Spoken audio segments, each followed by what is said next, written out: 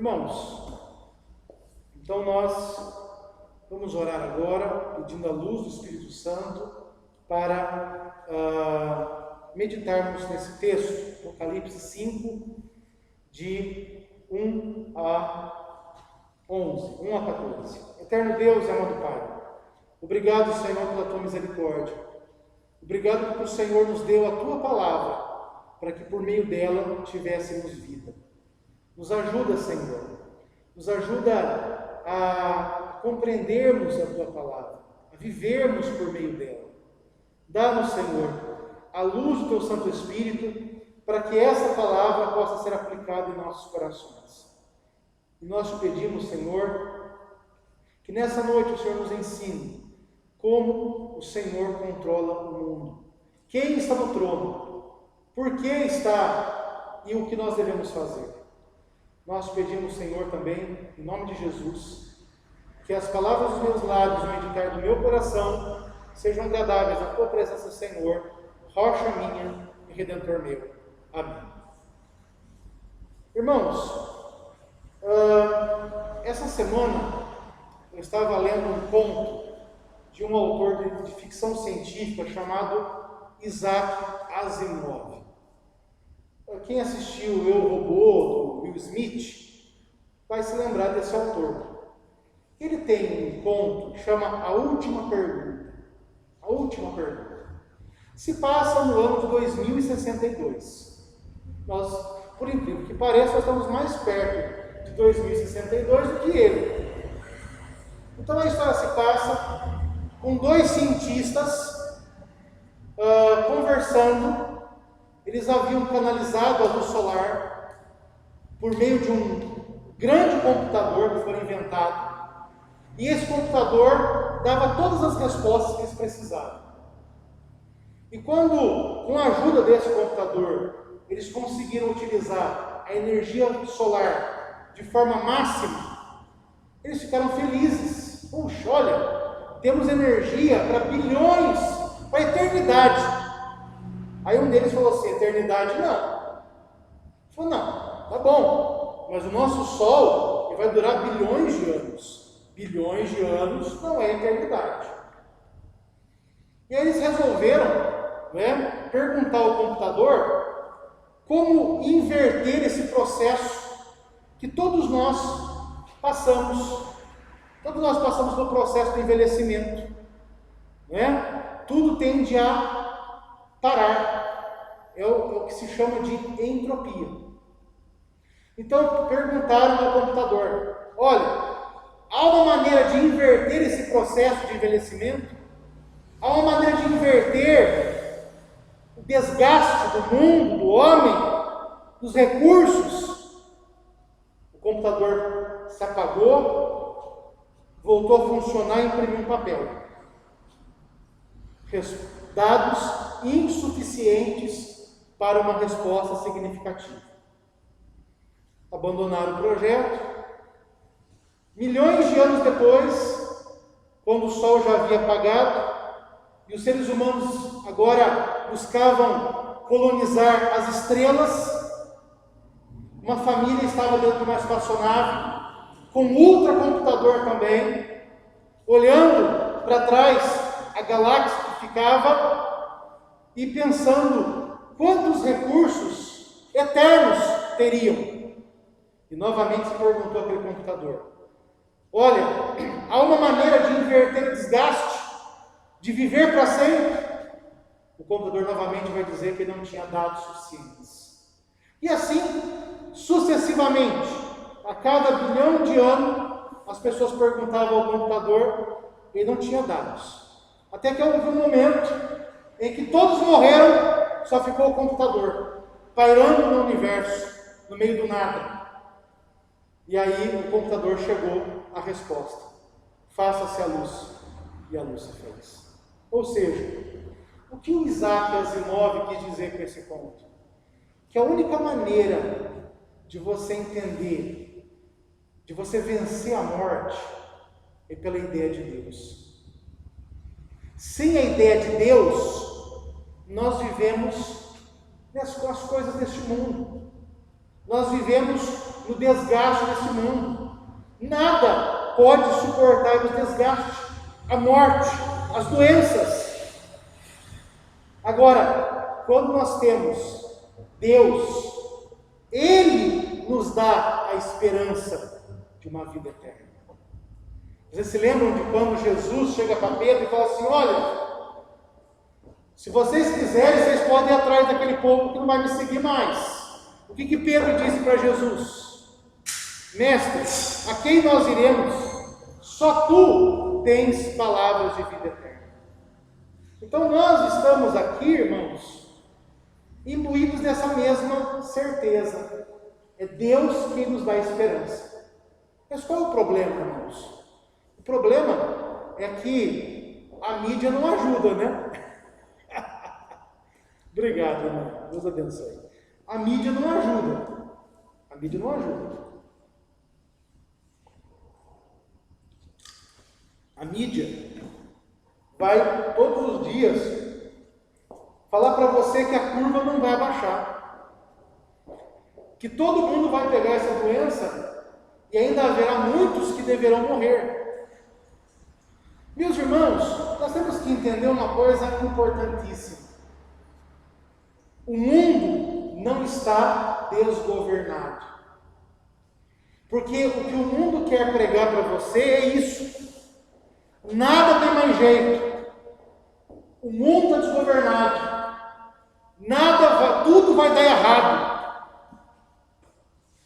João teve essa perspectiva quando Jesus apresentou para ele as igrejas da Ásia Menor.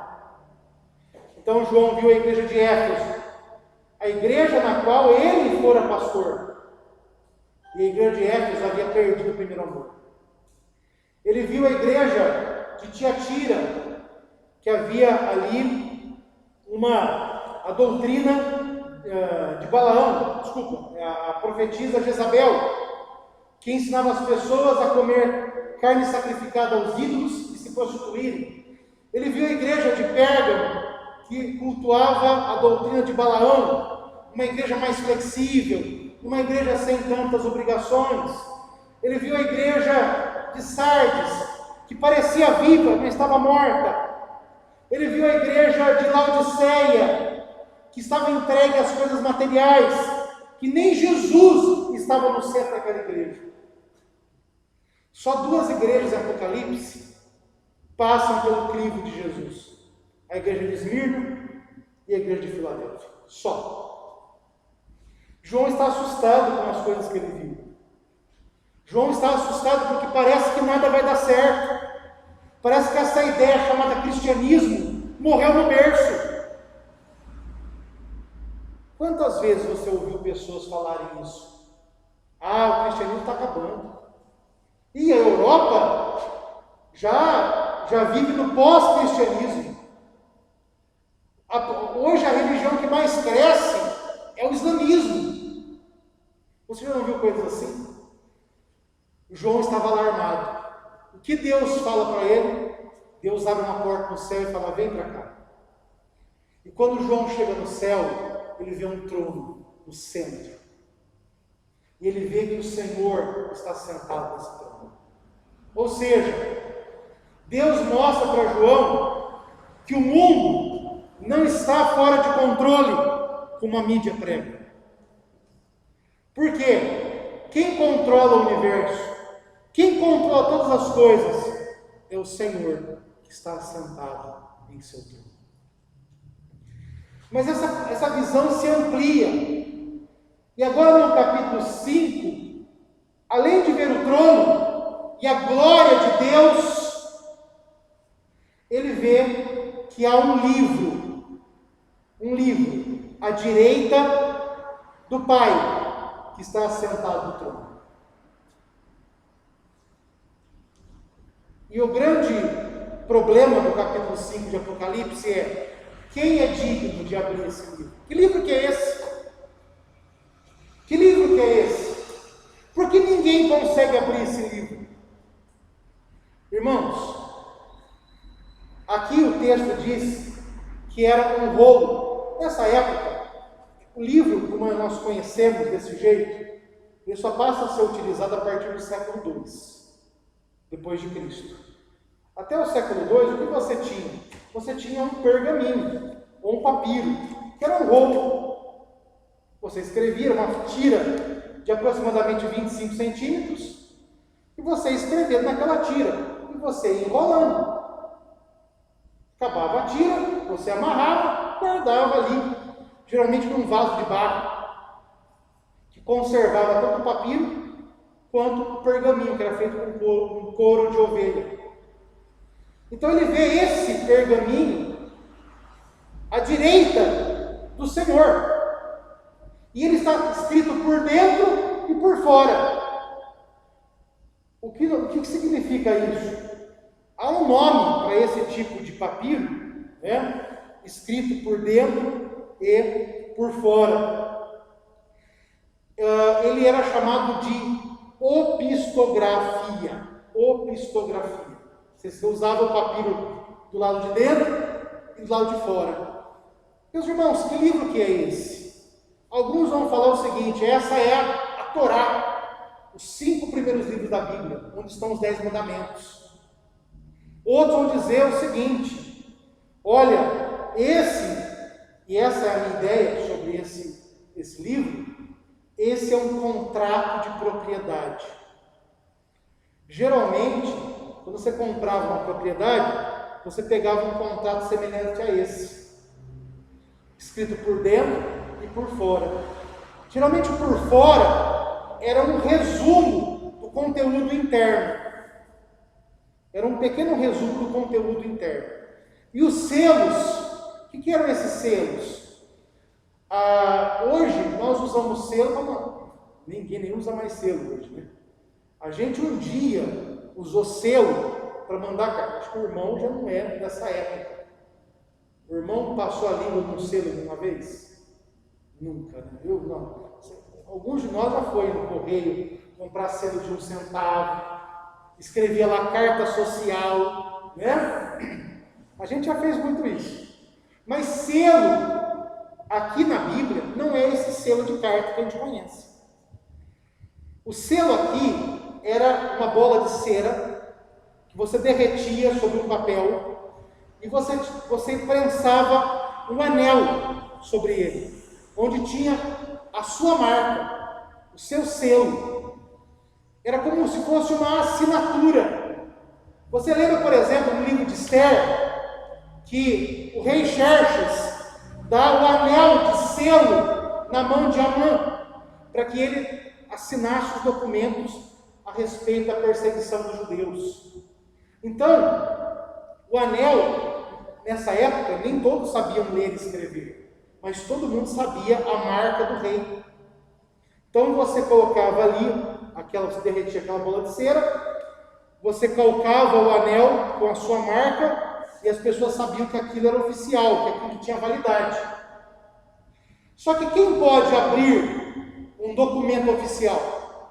Quem tem autoridade para isso.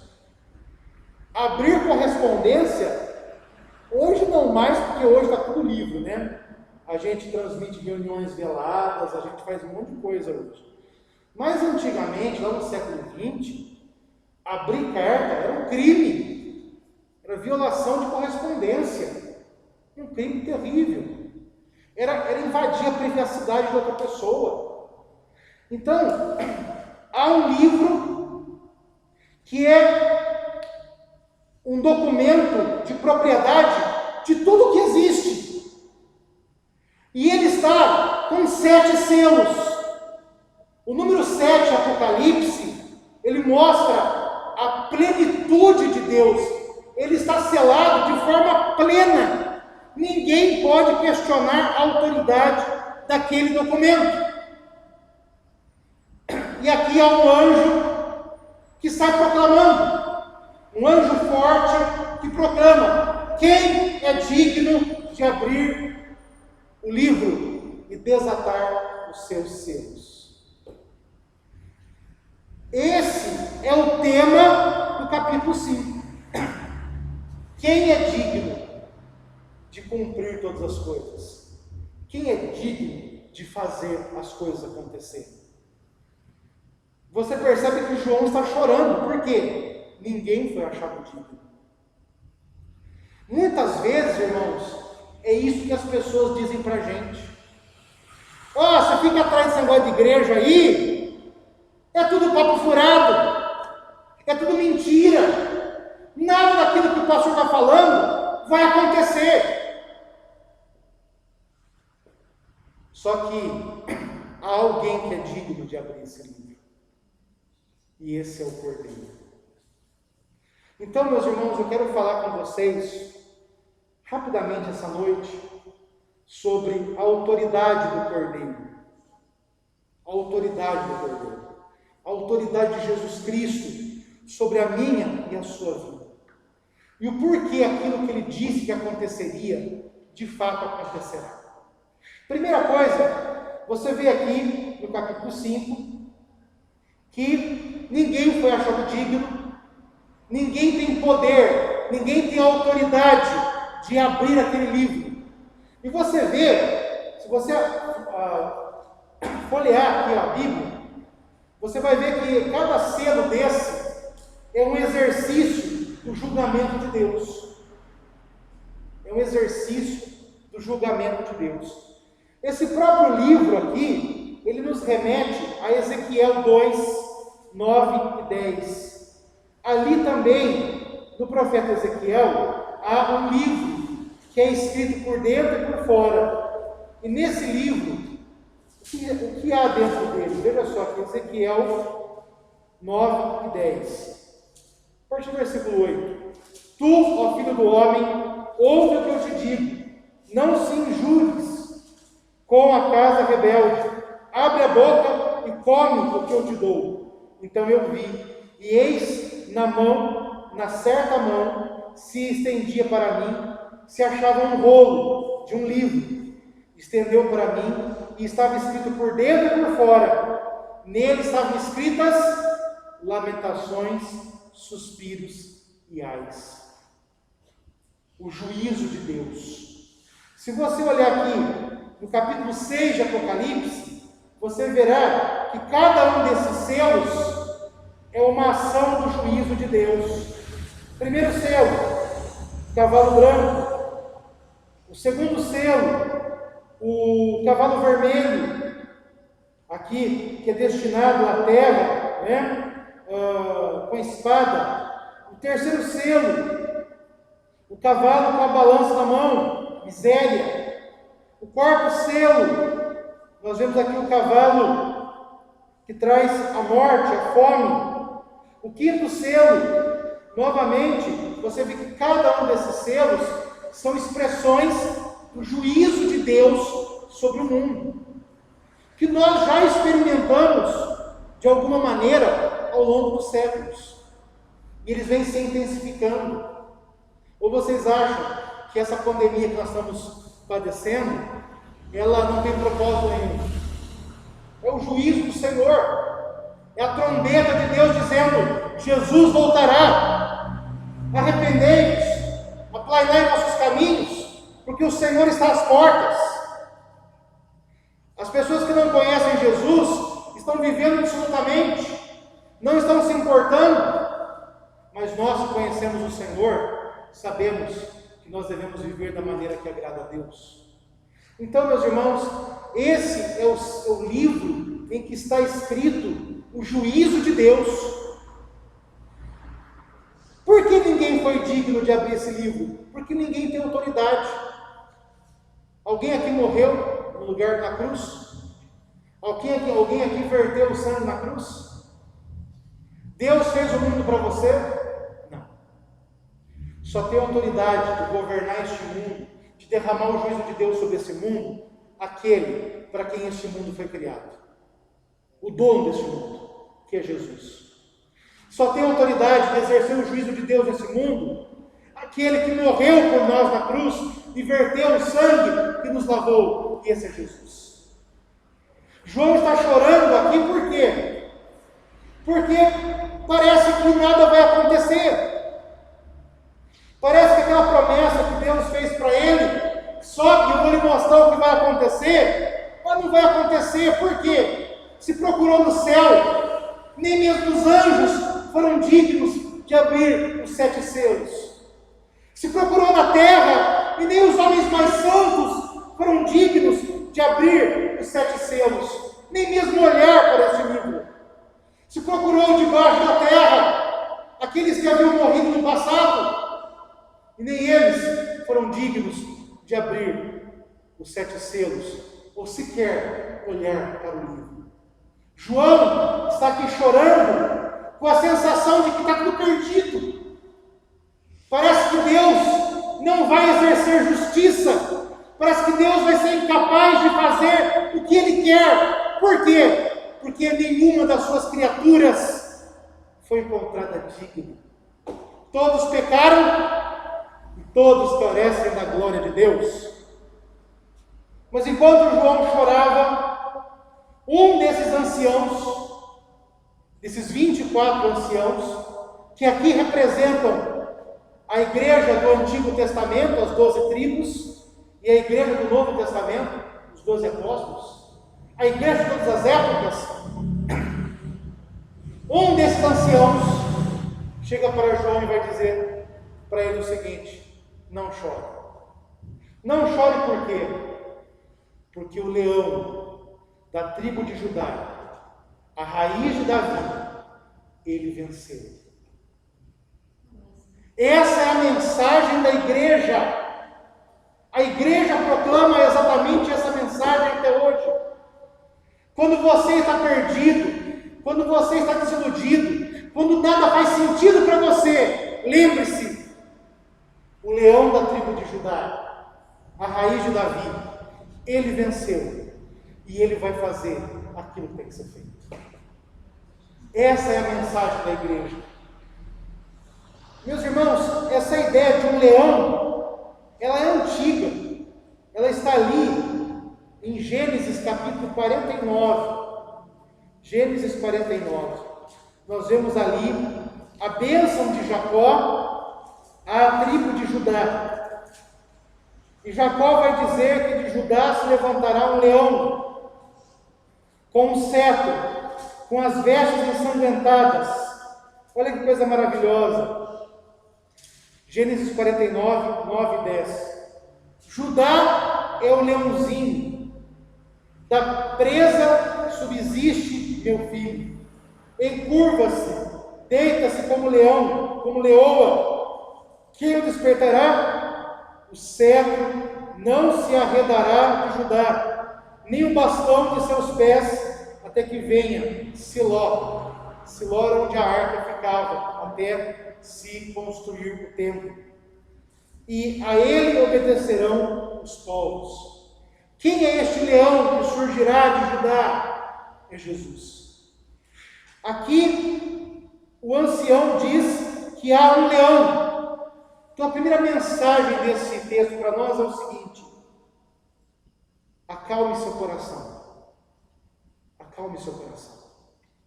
Mesmo que pareça que as coisas estão sem controle, mesmo que pareça que tudo vai dar errado, a Bíblia está dizendo para você o seguinte: há alguém que é digno, há alguém que tem autoridade sobre a minha e a sua vida, e esse alguém é o Cordeiro, é o leão da tribo de Judá. Mas aí João vai buscar esse leão, e esse leão está onde? Olha só, aqui no versículo 6, eu vi no meio do trono.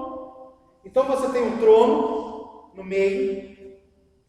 Esse trono está ladeado por um arco-íris cor de esmeralda.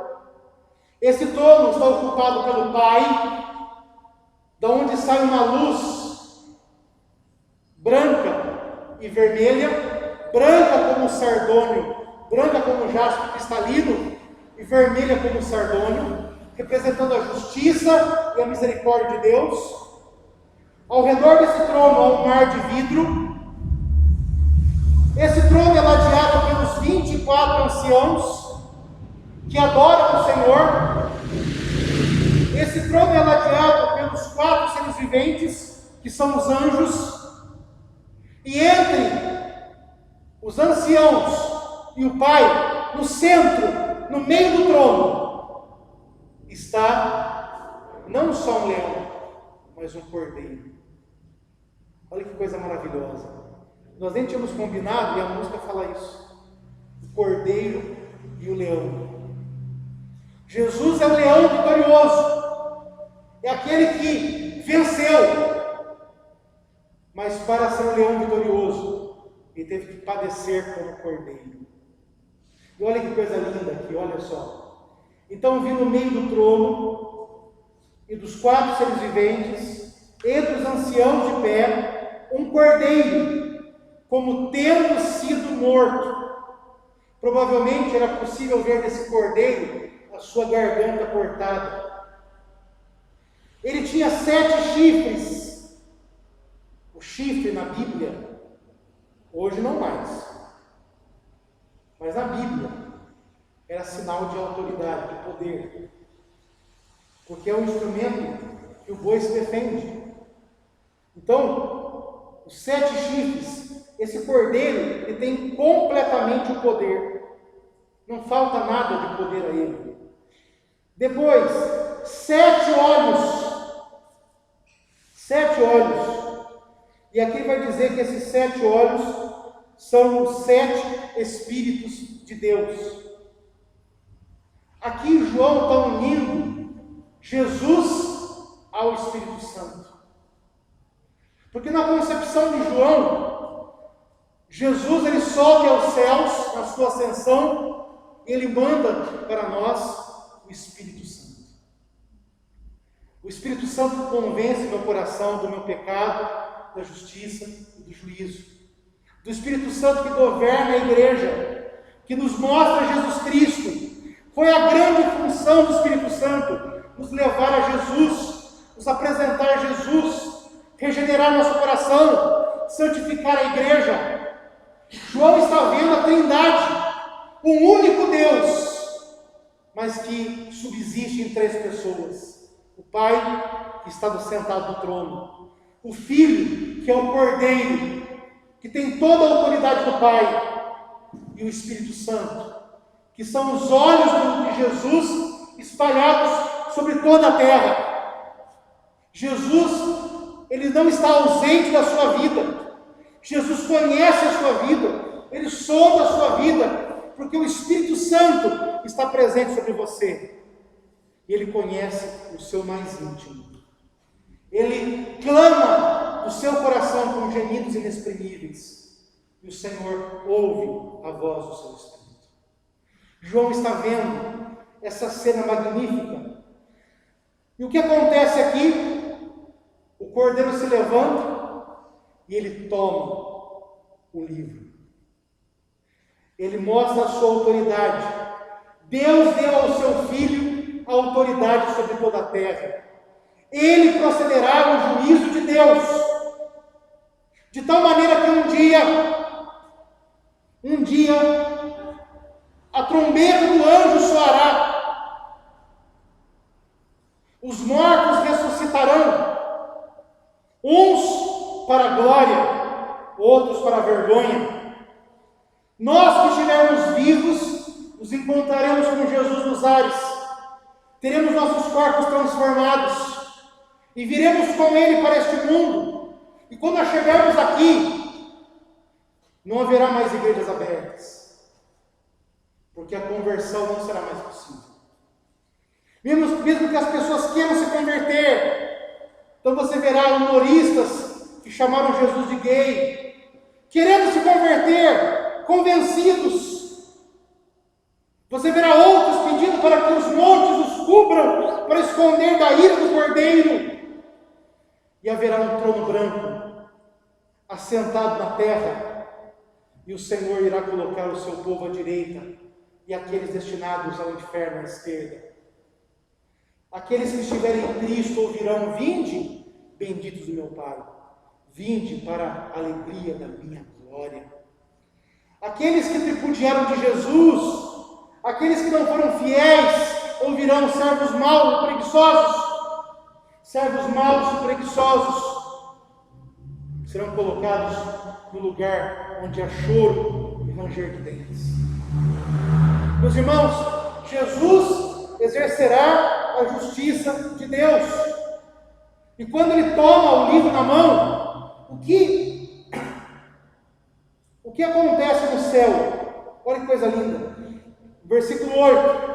Quando tomou o livro, os seres viventes e os 24 anciãos prostraram-se. Quem são os 4 seres viventes? Os anjos. Nós vamos ver aqui, pastor, não são só 4 seres viventes? Como são todos os anjos? São 24 anciãos. Você verá depois aqui embaixo que eles são milhares de milhares. Olha só. Você verá aqui no versículo 11. Viu uma outra voz, muitos anjos ao redor do trono, dos seres viventes, dos anciãos, cujo número dos anciãos era de milhões, milhares de milhares. Então aqui é só um exemplo. Você vê os anjos e os anciãos prostrados, adorando Jesus. Por que Jesus é digno? Porque ele morreu. E eles vão agora...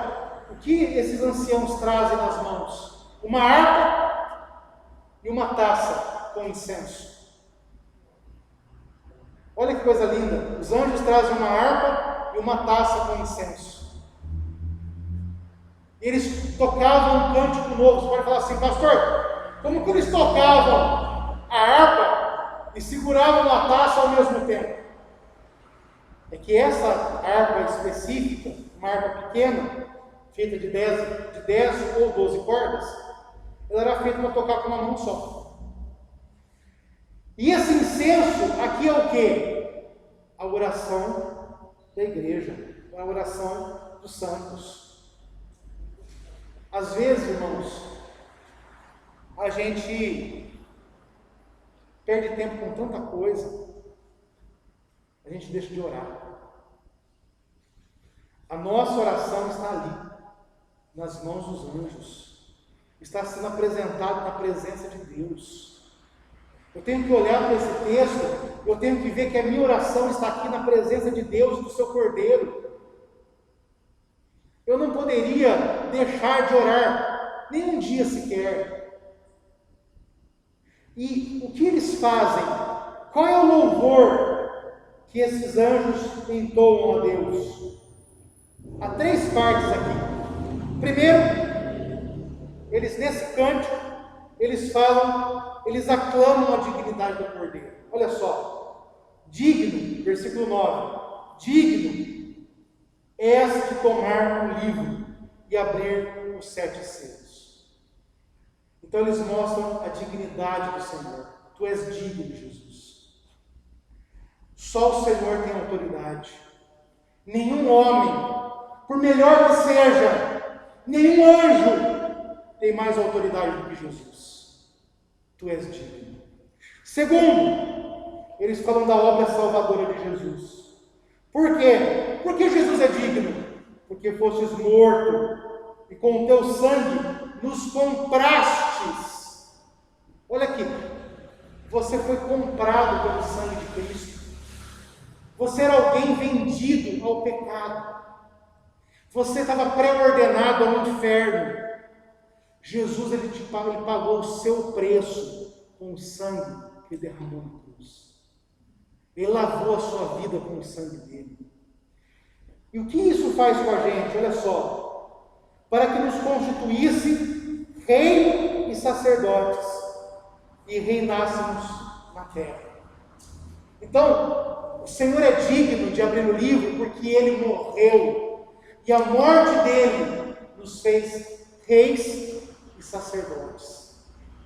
A morte de Jesus, ela dignificou a minha vida. Ela me fez uma pessoa diferente. Você pode não ser quisto por este mundo que jaz no maligno, mas para Jesus, você é rei e sacerdote. Você é cordeiro com Jesus das regiões celestiais. Você em Jesus Cristo, você quando ora, você oferece o sacrifício perfeito de sua vida. No seu culto racional, você oferece um sacrifício vivo, santo e agradável a Deus como sacerdote.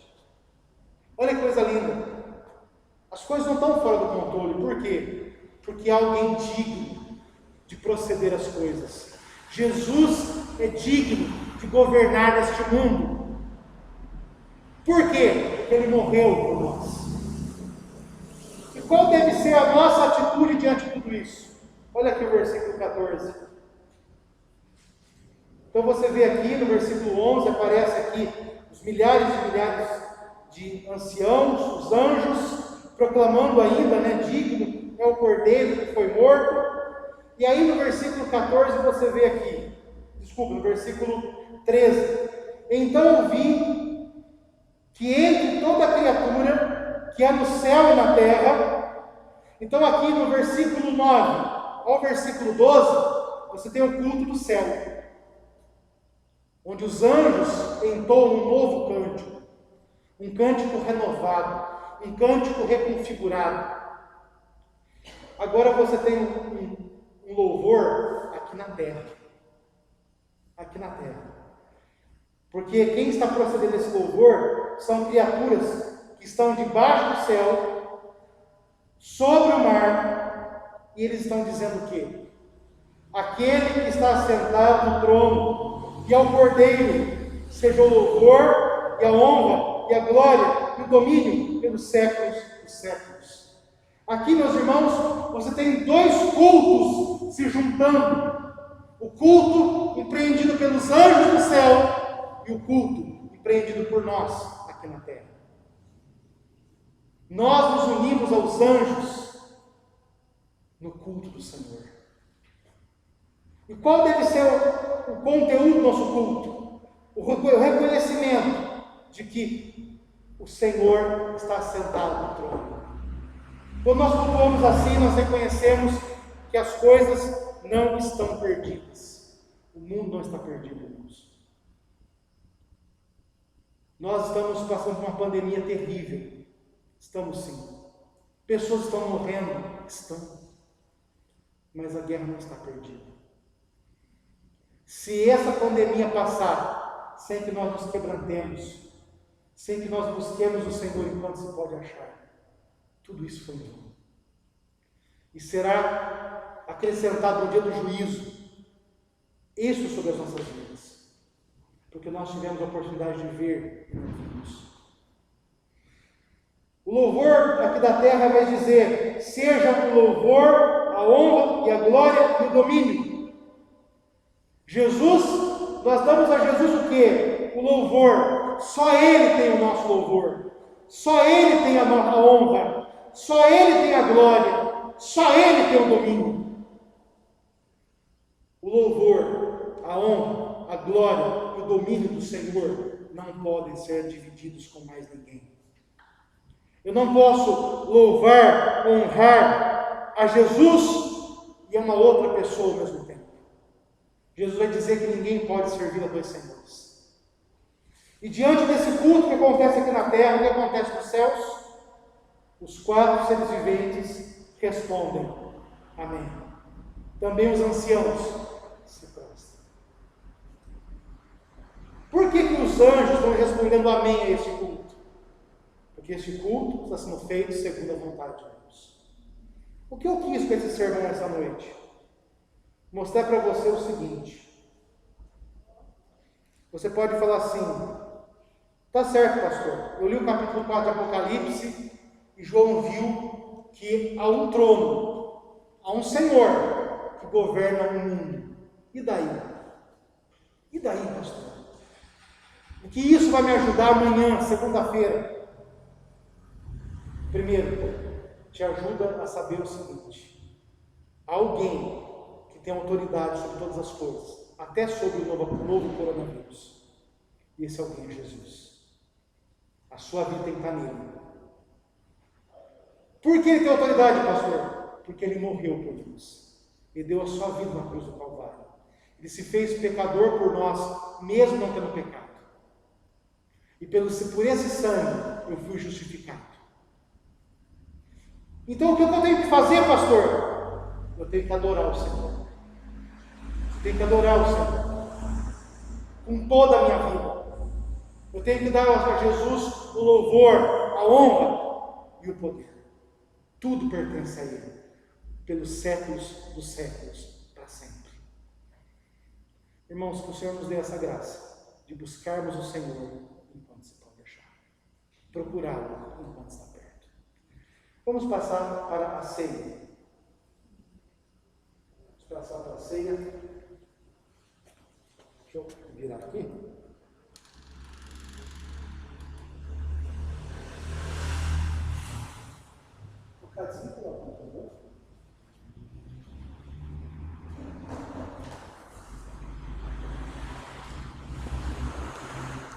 Irmãos, vamos abrir nossas Bíblias